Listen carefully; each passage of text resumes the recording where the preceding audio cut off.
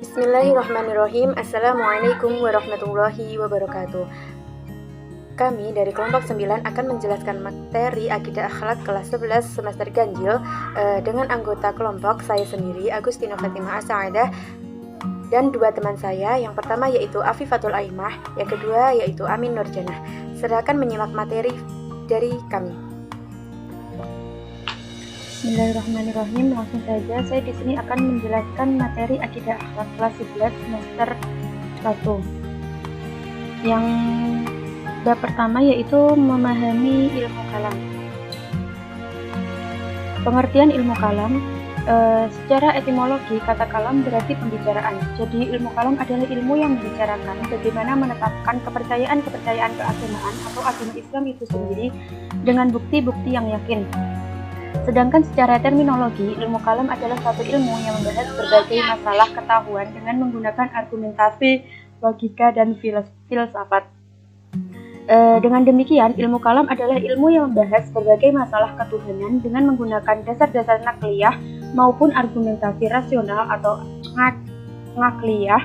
Argumentasi nakliyah berupa dalil-dalil Al-Quran dan hadis, sedangkan argumentasi rasional yang dimaksudkan adalah landasan pemahaman menggunakan metode berpikir filosofis atau ilmu yang membicarakan tentang wujud Tuhan Allah Subhanahu wa Ta'ala, sifat-sifat yang mungkin ada padanya, dan membicarakan tentang Rasul-Rasul Tuhan untuk menetapkan kerasulannya dan mengetahui sifat-sifat yang mesti ada padanya, sifat-sifat yang tidak mungkin ada padanya, dan sifat-sifat yang mungkin terdapat padanya. Sedangkan yang kedua yaitu dasar pembahasan ilmu kalam. Dalam Quran surat Al-Ikhlas ayat 1-4, tentang keseluruhan surat ini membahas tentang identitas Allah. Artinya, yang pertama, katakanlah dialah Allah yang Maha Esa. Yang kedua, Allah adalah Tuhan yang menggantung kepadanya segala sesuatu. Yang ketiga, dia tiada beranak dan tidak pula diperanakkan. Yang keempat, dan tidak ada seorang pun yang setara dengan dia. Sedangkan dalam Quran surat Al-Furqan ayat 59, ayat ini membahas tentang tempat Allah setelah menciptakan alam raya.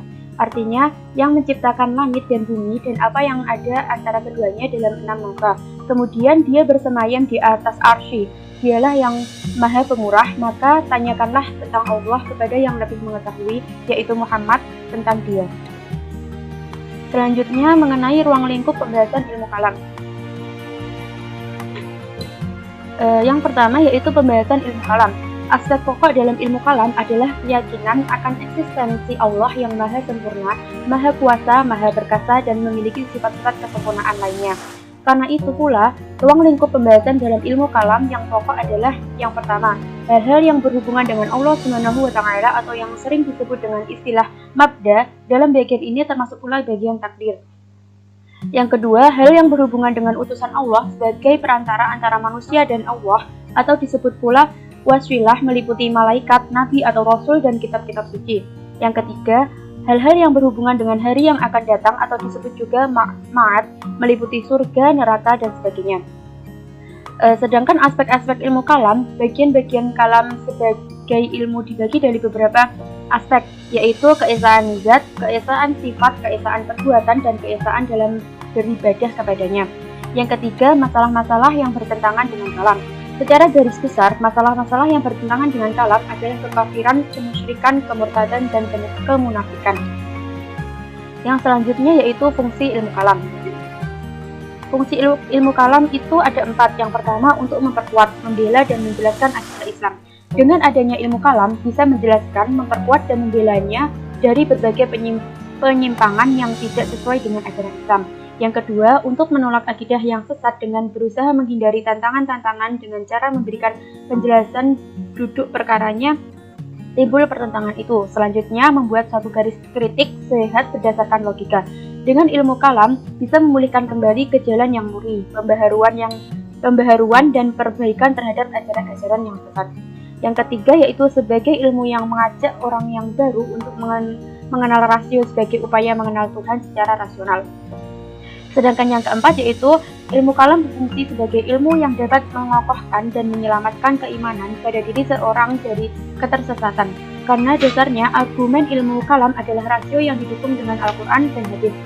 Sekuat apapun kebenaran rasional akan dibatalkan jika memang berlawanan dengan Al-Quran. Selanjutnya yaitu hubungan ilmu kalam dengan ilmu lain. Hubungan ilmu kalam dengan ilmu lain ini terbagi menjadi 3, yaitu hubungan ilmu kalam dengan ilmu lain. Yang kedua, hubungan ilmu kalam dengan ilmu tasawuf. Yang ketiga, hubungan ilmu kalam dengan ilmu falsafah. Yang pertama, hubungan ilmu kalam dengan ilmu fikih. Ilmu kalam mengarahkan sasarannya kepada soal-soal kepercayaan atau akidah. Sedangkan fikih sasarannya adalah hukum-hukum perbuatan lahiriah, mukallaf atau ahkam al-amaliyah. Ilmu kalam dapat menguatkan akidah dari syariah, sedangkan ilmu fikih berusaha mengambil hukum sesuatu yang tidak dijelaskan oleh Allah SWT dan Rasulnya. Yang kedua yaitu hubungan ilmu kalam dengan ilmu tasawuf. Objek kedua ilmu itu membahas masalah yang berkaitan dengan ketuhanan. Objek kajian ilmu kalam adalah ketuhanan dan segala sesuatu yang berkaitan dengannya. Sementara objek kajian tasawuf adalah Tuhan, yakni upaya pendekatan terhadapnya.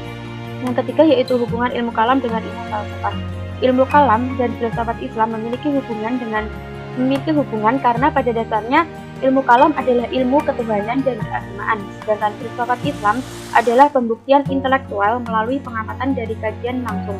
Ilmu kalam berfungsi untuk mempertahankan keyakinan ajaran agama yang sangat tampak nilai-nilai ketuhanannya, sedangkan filsafat adalah sebuah ilmu yang digunakan untuk memperoleh kebenaran rasional. Sekian presentasi dari saya mengenai bab 1, selanjutnya akan dilanjutkan oleh teman saya. Pembahasan selanjutnya yaitu tentang memahami aliran-aliran ilmu kalam dan tokoh-tokohnya.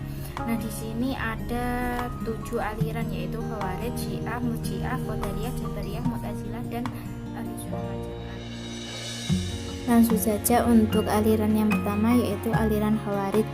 Khawarij ini secara bahasa diambil dari bahasa Arab kharaja yang artinya keluar, sedangkan secara istilah berarti ini digunakan kalangan Islam untuk menyebut sekelompok orang yang keluar dari barisan Ali bin Abi Thalib ketika peristiwa tahkim dengan Muawiyah bin Abi Sufyan.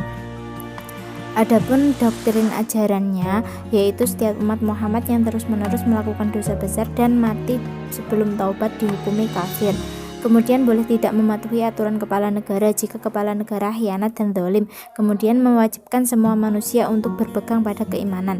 Adapun sektenya itu dibagi menjadi 2, Al-Azharikoh yang diambil dari nama pendirinya Nafi ibnu Al-Azraq, yang mana dalam pandangan teologisnya sekte ini tidak menggunakan istilah kafir tetapi menggunakan istilah musyrik bagi orang yang tidak sepaham dengan ajaran mereka.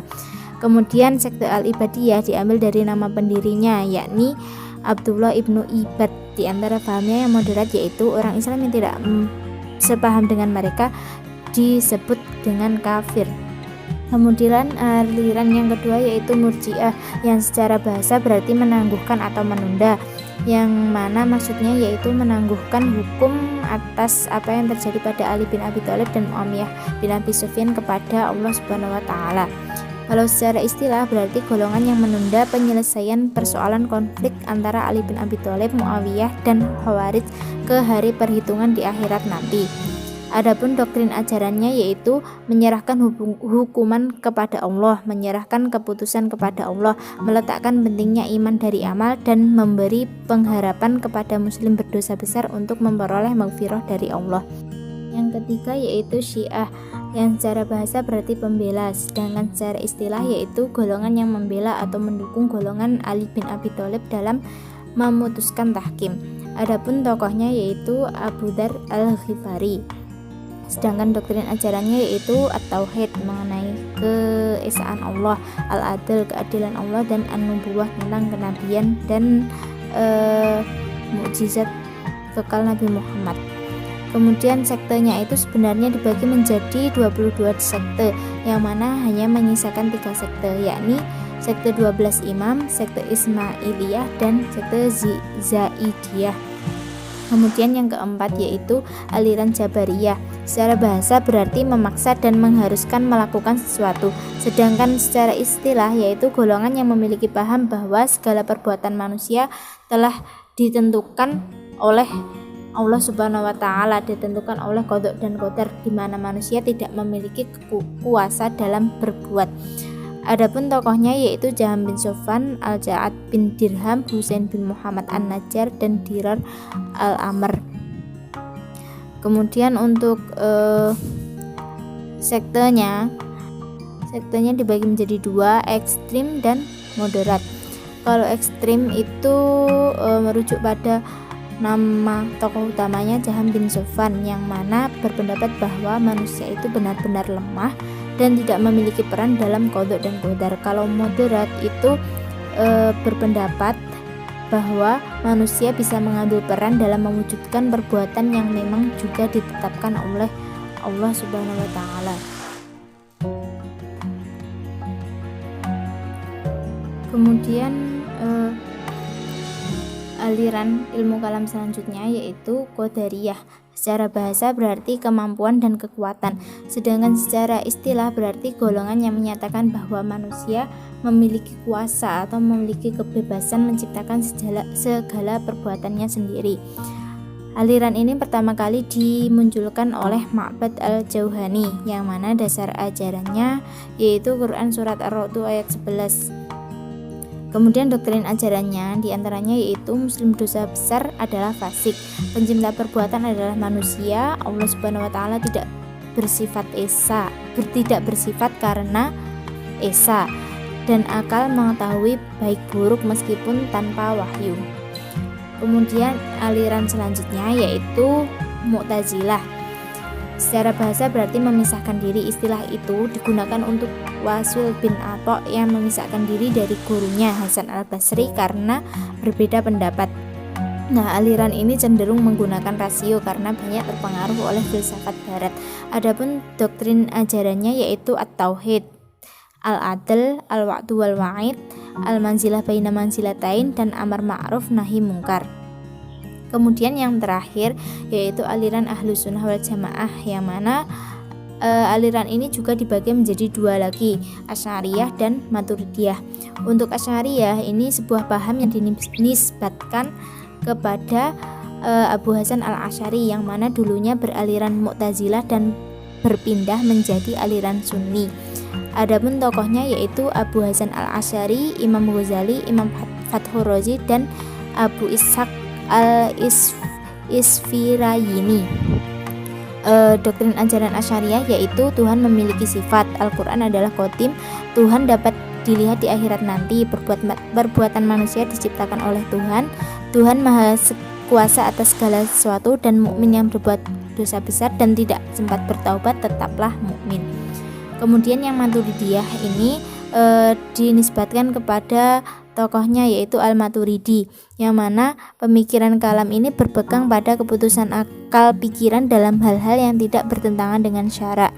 Doktrinnya yaitu mengetahui Allah, dan kewajiban mengetahui Allah dapat diketahui dengan akal. Dalam perbuatan manusia terdapat kudrat dan juga ikhtiar manusia. Nah, Maturidiyah ini juga dibagi menjadi dua, Samarkand dan Bukhara, di mana Samarkand sendiri itu lebih cenderung ke Mu'tazilah, sedangkan Bukhara itu cenderung ke Asy'ariyah. Kemudian materi selanjutnya yaitu mengenai akhlak tercela yang terdiri dari mabuk, judi, zina, mencuri, dan narkoba. Nah, kalau yang pertama yaitu mabuk-mabukan adalah kegiatan mengkonsumsi minuman keras sehingga melalaikan tanggung jawab kemanusiaan sebagai wakil Allah di bumi. Dalam Islam biasa disebut dengan homer, yang berarti menghalangi, maksudnya yaitu menghalangi akal pikiran. Jenis dari minuman memabukkan diantaranya bir, brandy, dan vodka. Nah, akibat buruknya yaitu melanggar larangan agama, terlarang melaksanakan ibadah, menghias diri dengan kotoran dan kekejian, menimbulkan gangguan mental, menimbulkan kejahatan di masyarakat, dan mendapatkan sanksi. Kemudian untuk judi merupakan suatu kegiatan pertaruhan untuk memperoleh keuntungan dari hasil suatu pertandingan, permainan, atau kejadian yang hasilnya tidak dapat diduga sebelumnya. Bismillahirrahmanirrahim. Bab selanjutnya yaitu membiasakan akhlak terpuji. Dalam bab ini terdapat 5 poin. Yang pertama yaitu akhlak berpakaian. Fungsi dari pakaian yaitu sebagai perhiasan, perlindungan, atau sebagai identitas. Imam Malik, Syafi'i, dan Abu Hanifah berpendapat bahwasannya laki-laki wajib menutup seluruh tubuhnya mulai dari pusar sampai lutut. Sedangkan batas aurat perempuan yaitu seluruh anggota badannya kecuali telapak tangan dan mukanya. Dalam berpakaian disunahkan memakai pakaian yang rapi, bersih, menutup aurat, tidak menyerupai pakaian perempuan ataupun sebaliknya. Pakaian ini sangat berfungsi bagi anggota tubuh kita, khususnya untuk melindungi kulit dari paparan sinar matahari sehingga tidak terkena kanker kulit dan dapat menjaga suhu tubuh agar tetap stabil. Yang kedua yaitu akhlak berhias. Berhias diartikan sebagai usaha memperelok diri dengan pakaian ataupun lainnya yang indah dengan dandanan yang menarik. Berhias tidak dilarang dalam ajaran agama Islam. Adapun yang dilarang adalah tabarruj al-jahiliyah. Macam-macam berhias, diantaranya dengan mengenakan jilbab, perhiasan seperti cincin, gelang, terus pakai kosmetik dan sebagainya. Yang ketiga yaitu akhlak perjalanan. Dalam perjalanan ada beberapa adab yang harus kita lakukan. Di antaranya harus diniatkan semata-mata karena Allah. Disunahkan baca doa saat keluar dari rumah. Jika dalam perjalanan tidak ada kegiatan yang bermanfaat atau yang lainnya, lebih baik kita tidur. Hikmah dari perjalanan antara lain dapat menghibur diri sendiri, menambah pengalaman, menambah wawasan, dan lain sebagainya. Yang keempat yaitu bertamu. Bertamu adalah berkunjung ke rumah orang lain dalam rangka mempererat tali silaturahmi atau persaudaraan. Tujuan bertamu untuk menyambung persaudaraan. Silaturahmi tidak hanya dilakukan bagi saudara senasab, tapi juga saudara seiman. Etika bertamu diantaranya memberi salam maksimal 3 kali, berpakaian yang rapi dan sopan, dilarang mengintip dalam rumah, dan lain-lain. Adapun hikmah dari bertamu yaitu dapat menumbuhkan sikap toleransi pada diri sendiri, akan mempertemukan persamaan sehingga terjalin persahabatan. Yang kelima yaitu akhlak menerima tamu. Setiap muslim harus membiasakan diri untuk menyambut setiap tamu yang datang dengan penyambutan yang sukacita atau bahagia. Jika tamu datang dari tempat yang jauh dan ingin menginap, tuan rumah wajib menerima dan menjamunya maksimal 3 hari. Menurut Rasulullah SAW, menjamu tamu lebih dari 3 hari nilainya sedekah, bukan lagi kewajiban. Hikmah berakhlak dalam menerima tamu antara lain sebagai perwujudan keimanan, dapat meningkatkan akhlak, mengembangkan kepribadian, dan tamu juga dapat dijadikan sebagai sarana untuk mendapatkan kemaslahatan baik di dunia maupun di akhirat dan para rakyat lainnya. Sekian presentasi dari kelompok kami, kurang lebihnya mohon maaf. Wassalamualaikum warahmatullahi wabarakatuh.